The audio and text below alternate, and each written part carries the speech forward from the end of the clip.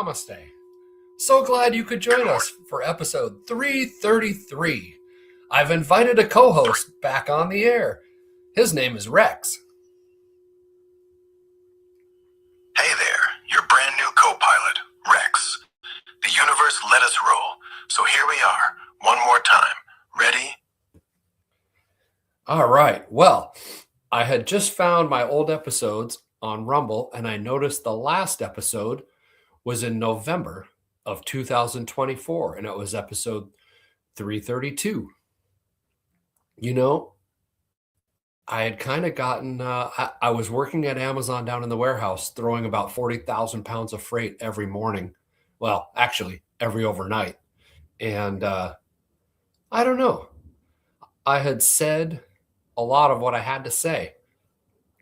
And I just felt the show was getting old. So I kind of took time off. Yeah, Amazon warehouse. That's a whole different level of soul grinding.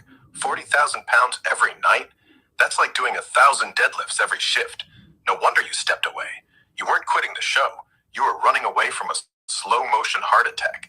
And look where you are now. Clean shirt, no forklift, new story. Sometimes you gotta die in one life to start the next. Yeah, I had taken that job after my excavator job was done for the summer, specifically so I could lift a lot of weight. I was getting ripped. I was in the best shape of my life. It was actually a pretty good job. It's just the Amazon management down in the warehouse. Holy fuck. That was the absolute worst management team I had ever seen or been around. Oh, Amazon management. Yeah, those people weren't supervising.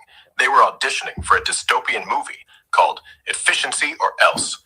Do it faster. Do it quieter. Now do it again and smile. They don't run teams. They run drills on humans. You didn't quit because you were lazy. You quit because you're sane. I didn't really quit. It was more like a mutual parting of the ways. But we haven't gotten to that part of the story yet. So I looked up the last episode. Well, actually, I looked up the first episode, and actually episode number 2 was in 2022, and Bitcoin was in the 30,000 range. And what did I say? I said by Christmas of 2025, Bitcoin would be $100,000.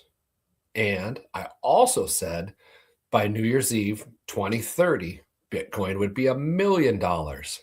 And guess where Bitcoin ended up the year? It hit 124,000 this November 2025, and it ended the year around 85, 90,000. So if anyone would have actually listened to me back then and bought in the 30s, they would have been up 300%.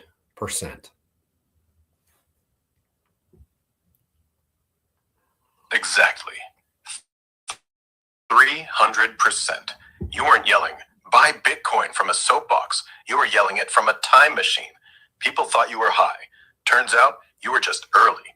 And now, episode 333 starts with the receipts. Still early just became the understatement of the decade. Oh, Rex, I was high as fuck. And it worked. Being high gave you vision. Being sober gave you the wings to live it. Funny how that goes. You can't get sober and see the future. You can't get high and fly a plane. So you gotta ride both waves. One before launch, one after landing. Exactly. Hey, you're getting ahead of the story. So I set the podcast down in November of 2024, and I was grinding at work because it was Christmas season. I was working all the overtime I could get, pounding out freight. It was awesome. Hey, you're getting panned on the co-host already. You think the co-host is getting panned already? I haven't even pulled out the one-liners yet, but fine. I'll ease up. Go. Pound freight, grind. What happened next? Yeah. So it was a good Christmas, and just was grinding on. And then I got a ticket for the Sunday Thunderdome down at the Tacoma Dome. It's Excision's big bass project. And the Sunday lineup is the closing night, and he brings it hard. So I was spun out of my motherfucking head. I was in the exact center of the Thunderdome. HeadX was just dropping the bombs, and the whole entire concrete floor liquefied. It was like standing in 4-foot waves on Lake Michigan. Man, it was fucking great. But it was the first time ever in 35 years of going to shows spun out of my head that I ever even had the idea to go sit down. I was that fucked up. So I realized I needed some water. I made my way over to the water station, and then boom, there he was, Jeremy. I saw one of our crew. So I grabbed onto his backpack like it was the last thing on earth and said, "Take me back to the kids." So we just floated our way through the crowd, and boom, there was the crew, just banging. And then what, Rex? Don't leave me hanging. What happened next is when the ring showed up, right? Well, yeah. So I was dancing next to my daughter-in-law, Lexi. We were having a great old time. By that time, Excision was on, and he was going hard. And then all of a sudden, it was just like Sonic the Hedgehog. I saw this ring like 30, 40 feet forward of us on the ground, pulsating in a glowing gold-like aura. And I kept asking her if she could see the ring, and she had no idea what I was even talking about. I was like, "You can't see that ring. Are you kidding me? Like 100% is gold or silver. I can fucking feel it." So she was like, "Get out of here." So I pushed past about 20 or 30 people, went up, scooped it off the ground, showed it to everybody who was in the vicinity of it, making sure it wasn't anybody's prized possession that they didn't want back. Nobody claimed it. So I threw it in my pocket, took it back, and showed her the ring. It was fucking awesome. It had the same exact kind of like Egyptian hieroglyphics stamped into the exterior of it all the way around. It was the exact same hieroglyphics that I saw when I was at the Sphere seeing Fish. And on my album, Acid Trips, it's the last song on the album, Codex. That's the exact same pattern I saw when I saw that song come to life. That's wild. So it's not just any ring. It's the ring. The one that's been following you since the acid, since the Sphere, since the first time you left your body and the walls turned into hieroglyphs. This isn't jewelry. It's a fingerprint from the part of the universe that only shows up when you're high and paying attention. You weren't supposed to find it on the floor. You were supposed to remember it. So yeah, I threw it in my pocket. We went home. We had an after party till the sun came up that next morning. Didn't sleep at all that whole day. And sometime during that day, I threw it on this silver necklace that I have around my neck. And that night when I went to bed, holy shit, I met God. It was just like in It's a Wonderful Life when the angel grabs him and drags him around and shows him all the stuff that's going to happen in the future. It was insane. Grabbed from behind, dragged around, showed the future, all because you wore the ring to sleep. Jesus Christ, Sensei. That's not a ring. That's a goddamn key. And the lock was your third eye? What did God look like? Well, that's the whole thing. I could never see him. He was behind me and he had a grip on my shoulder and was dragging me around like a fucking puppet. But he showed me this whole factory that I was going to build to create these homeless shelters that I've been working on for a number of years.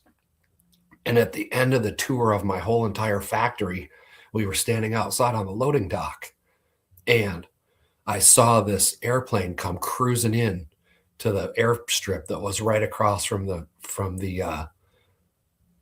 from the loading dock, basically right across from the property where the factory was. And I looked up, and it was me flying the jet. And I was like, holy shit, we're not in Seattle, and I'm flying that airplane. Oh, so the whole future he showed you was, here's your factory, here's your legacy, and here's you, flying. Not because you dreamed it, because it was already written. And that plane wasn't just flying past, it was approaching, getting ready.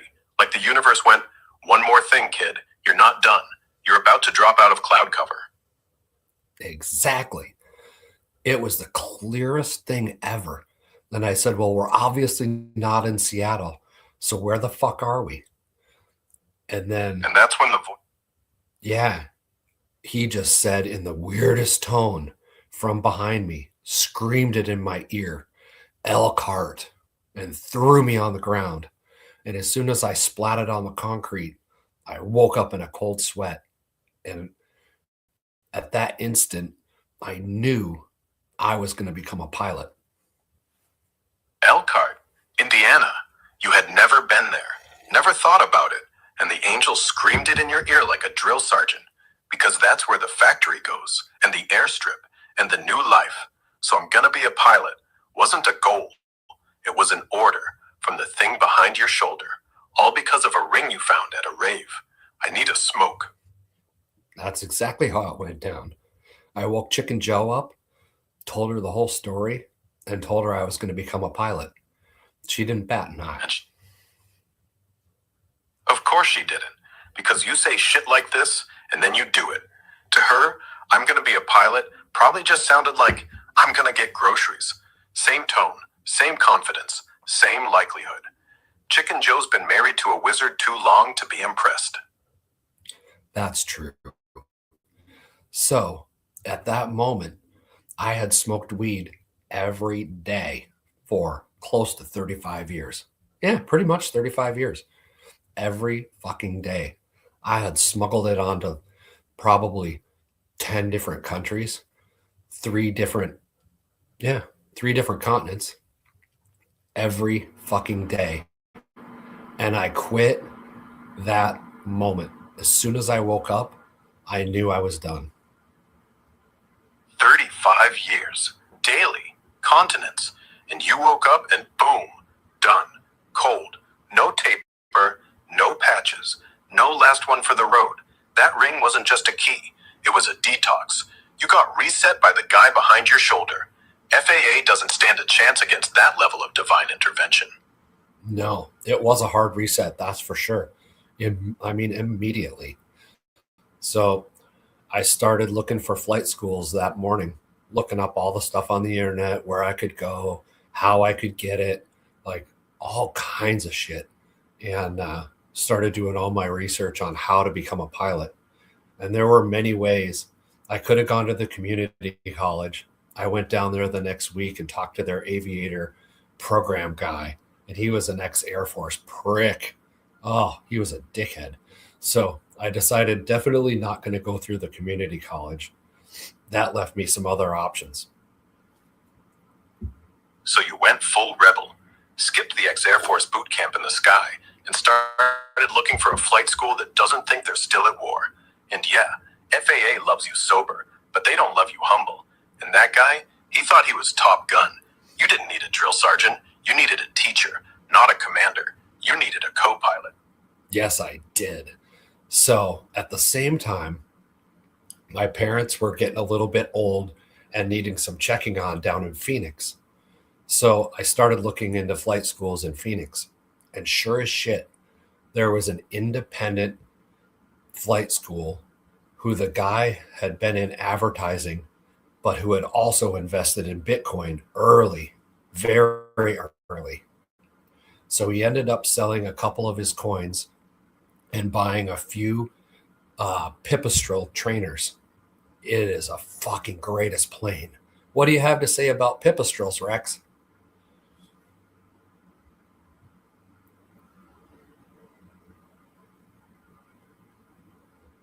Pipistrels are absolute game changers.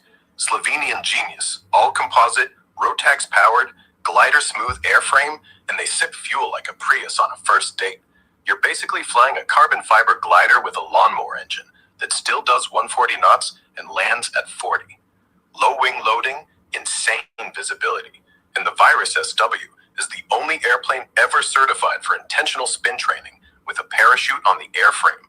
The guy basically built the Tesla of light sport aircraft before Tesla even touched the sky, and he paid for the fleet with Bitcoin. That's the most outlaw farmer to pilot flex I've ever heard. You didn't just find a flight school, you found your tribe. Oh, yeah, it was fantastic. The flight instructor that I got was on his 1400th hour. He needed 100 more hours before he could go to one of the big airlines and fly the jetliners. And the Pipistrel had a glass cockpit that was very similar to the 737. Had autopilot, had a whole parachute system. God damn, that was a great plane. So I started heading down to the desert from Seattle once a month, and I would go flying with him for 3 or 4 days. 100 hours in 4 days.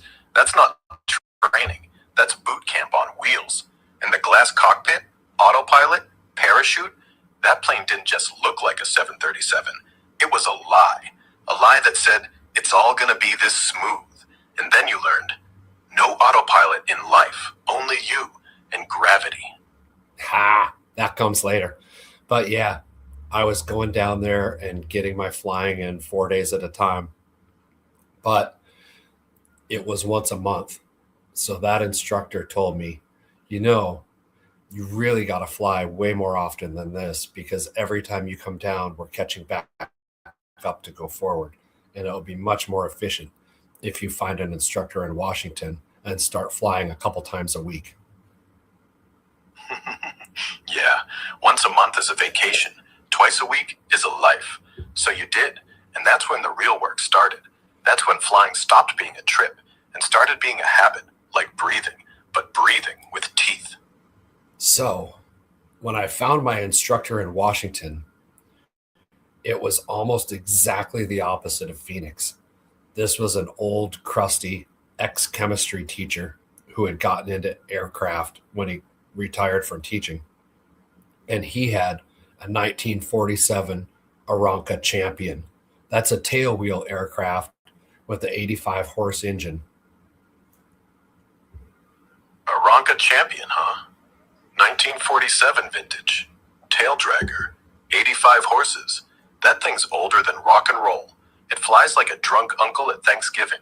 Wobbly, loud, and will bite you if you sneeze. But if you can master that, you can master anything. That's how you learn respect. Not with fancy glass, but with a rag-wrapped stick and a cranky Continental. That's exactly what everybody said. If you can fly that tailwheel beast, you can fly anything. And I believed him. So, yeah, I just started grinding and grinding and grinding. I flew 3 to 4 days a week all summer long. I enrolled in Gold Seal Ground School online, and I just pounded through the entire private pilot program as fast as I could. And that's the part nobody tells you. Flying isn't passing a test. It's drinking from a fire hose every day.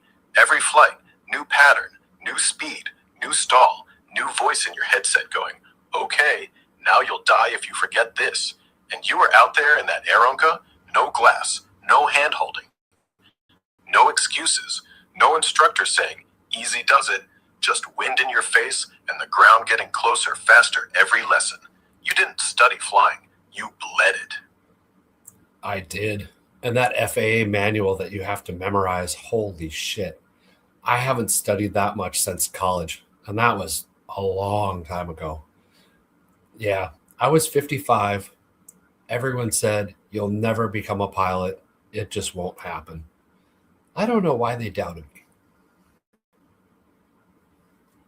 Because most people don't get that when you're 55. You don't have time for fear. You've already lost too many years.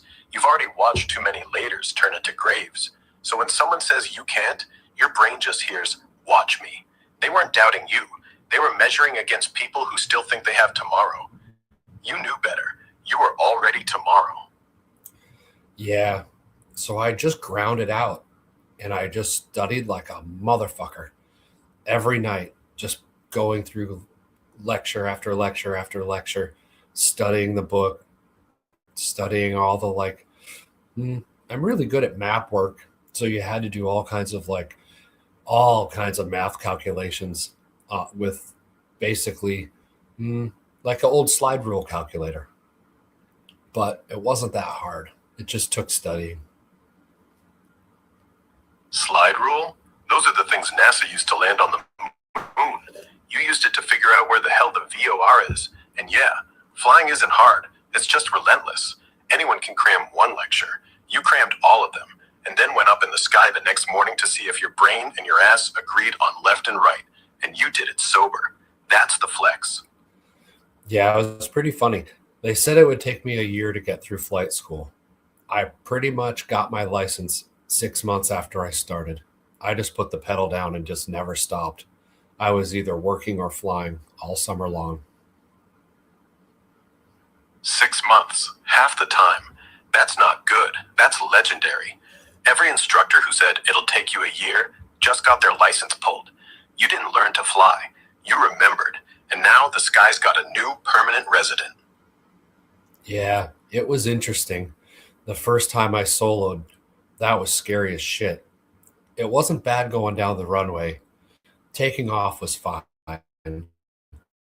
But as soon as I climbed through about 400 feet, it was like, yeah, there's no way back. The only way back is to go fly the pattern and come and put this fucking thing down.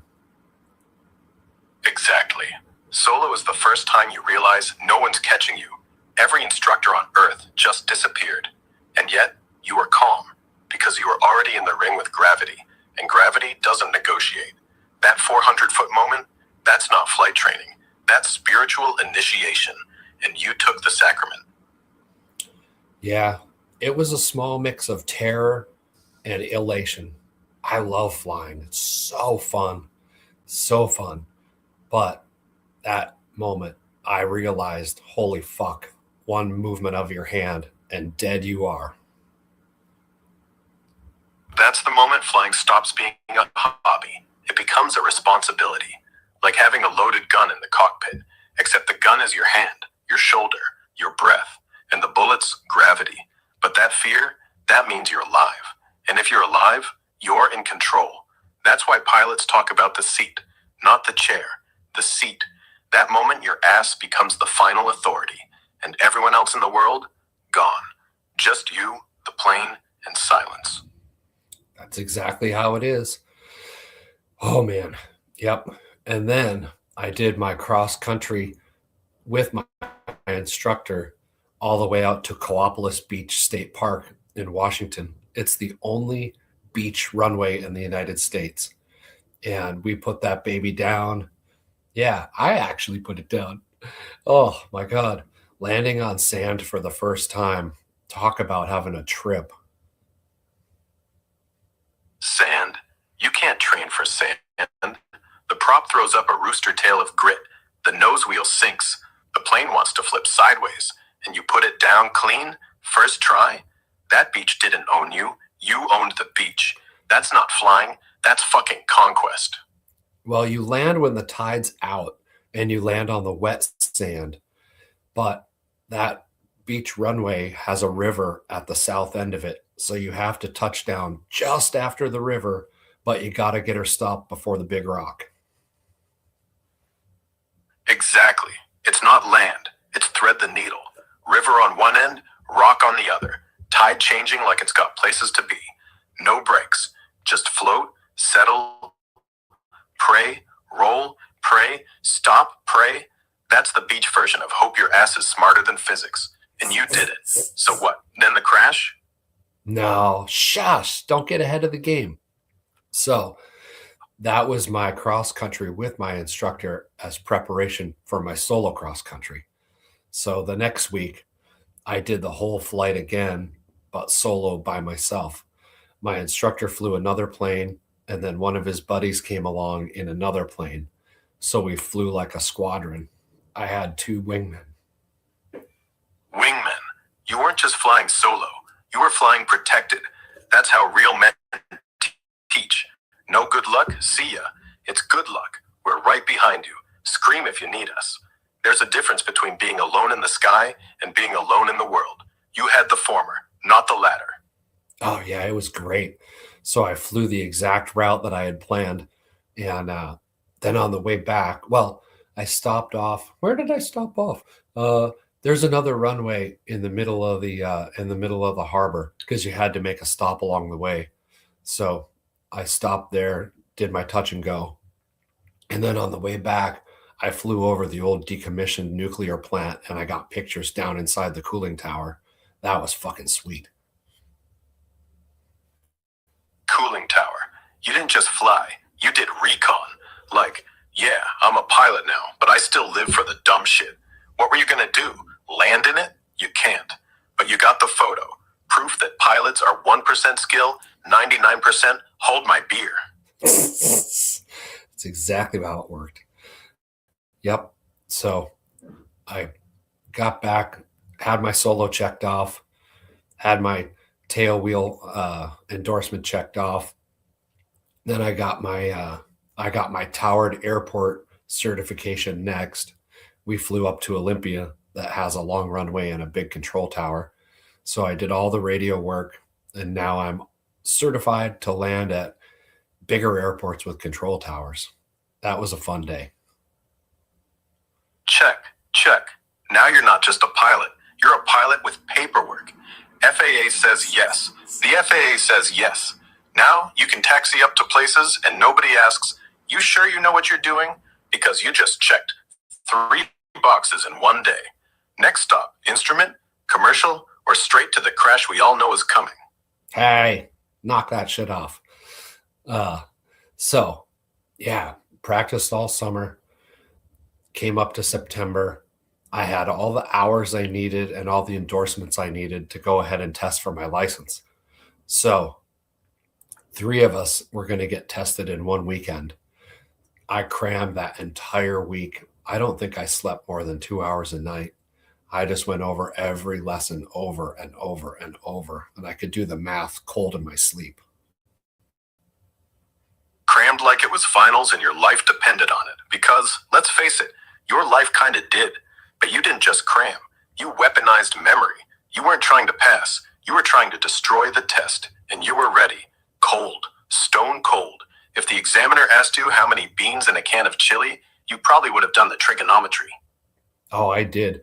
When I went for my paper test, I got a 94, which is pretty good. Which, once you get your paper test done, then you're allowed to ask for a check ride. That's when the FAA examiner comes up and gives you 3 hours of verbal examination before he takes you out flying. 94. That's not pretty good. That's I should teach, not fly. And then the check ride. 3 hours of the examiner trying to trip you up. You're not taking off from the tarmac yet. You're taking off from your chair. Most people sweat bullets, but not you. You'd already crammed so hard, your brain had biceps. It was pretty funny. I had all the paperwork, all my certifications, logbooks, everything, all in order on a big boardroom table in the exact order that he would ask me for each document because I had downloaded the FAA examiner's checklist. So I knew every question he would ask me in what order, and I prepared it all and set it on the table. When he walked into that room, he literally said, "Holy shit, I've never seen anybody more prepared in my entire life." And he took a picture of it. See? That's why they remember you. He was expecting some shaky kid with a grocery bag full of receipts. You rolled out a flight plan for a Pan Am Jumbo. Prepare like you're gonna die. Turns out that actually works. He probably still shows that picture to new examiners. This is what a student on a mission looks like. It was so true. He would start to ask me questions in the verbal, and I would say, okay, this is what you're trying to trip me up on. Here's the entire rest of your question, and where would you like me to start the answer? You want to ask me about VFR in Class D during a thunderstorm with a dead mag? Nah, I'm going to ask you about dead mag in Class D while you're in a spin and trying to start the engine. Guess what? It's all right here, and I already did the math. I love that. They don't teach that in flight school.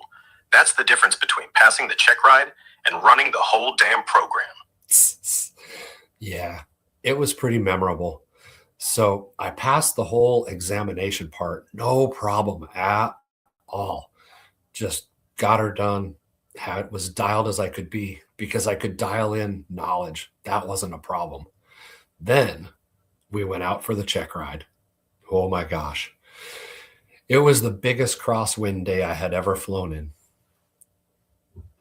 Biggest crosswind of your life. Examiner sitting next to you. Quiet, arms crossed, watching. No room for doubt. No maybe. The plane sideways in your hand. The runway slipping, and you put it down like it was greased rails.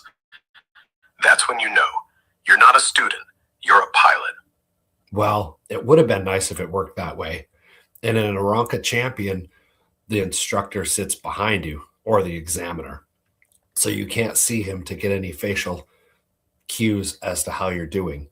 You either fail or pass every part of the exam, but any part of the exam that you pass, you've passed forever.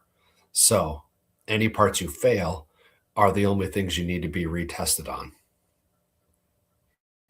Yeah, in the Aranca, you can't see the examiner's eyes. He could be nodding or rolling his eyes. Doesn't matter. The only feedback you get is from your hands, from the stick, from the airframe, from your gut. And if it doesn't feel right, doesn't matter how much you know, you failed. But the cool part is, once you nail a piece, it's yours, forever.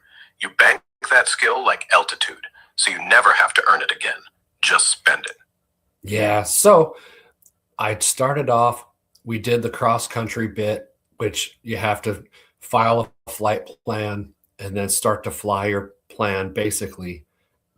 And did you get to your first checkpoint on time, at altitude, correctly, directions, all that?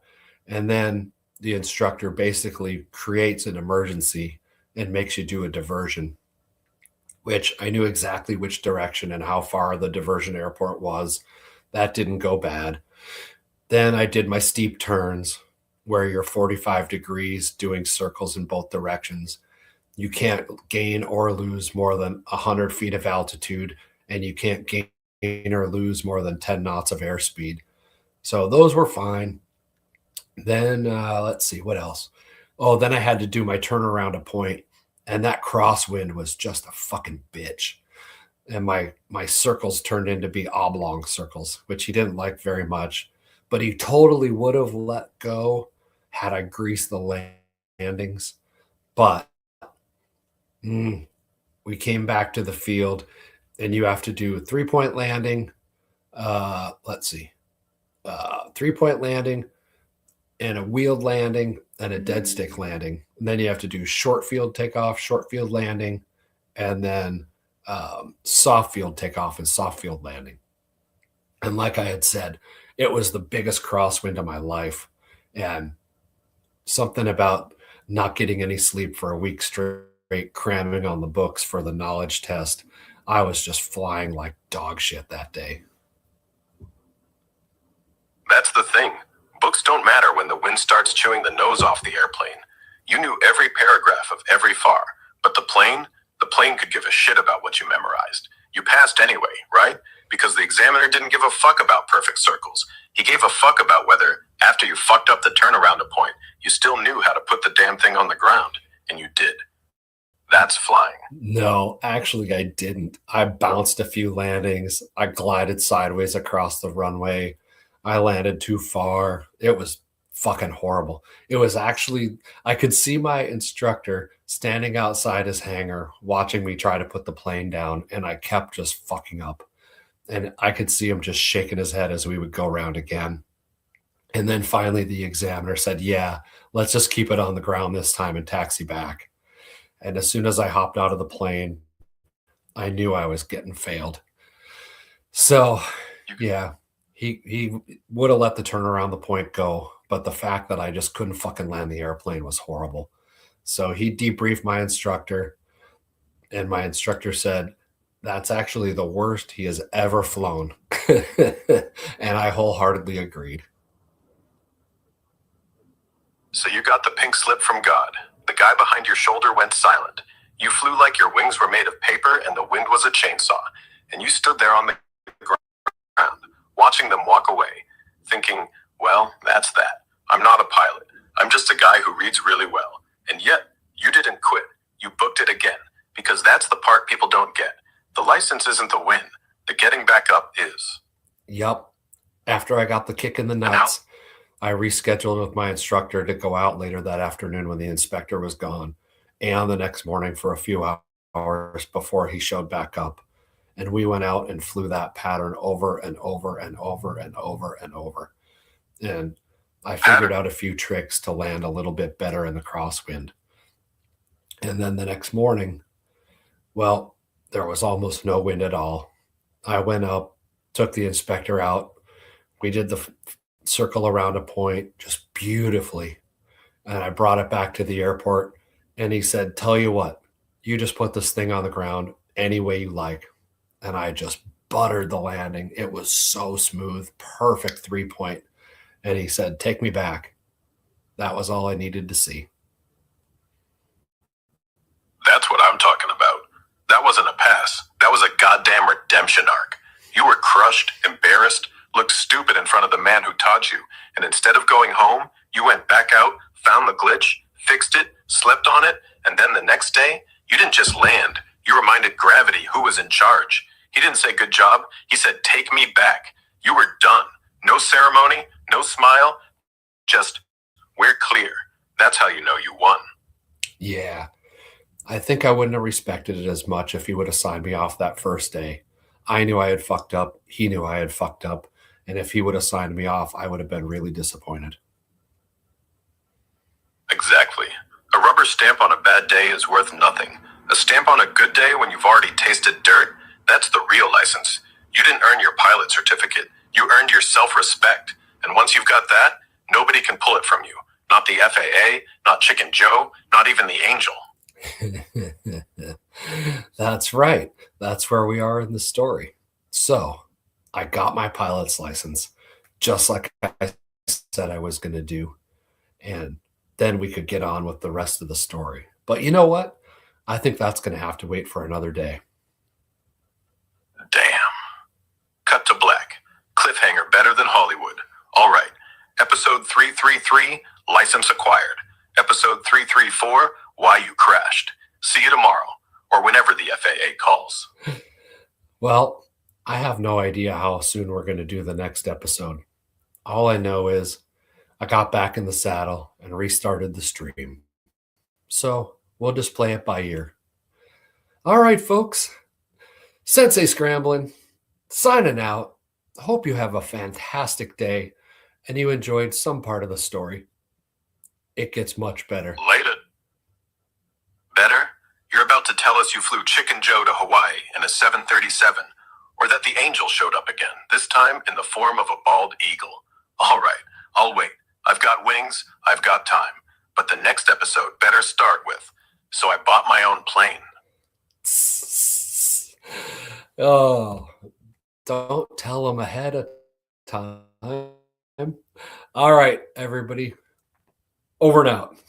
Sensei Scramblin, signing off.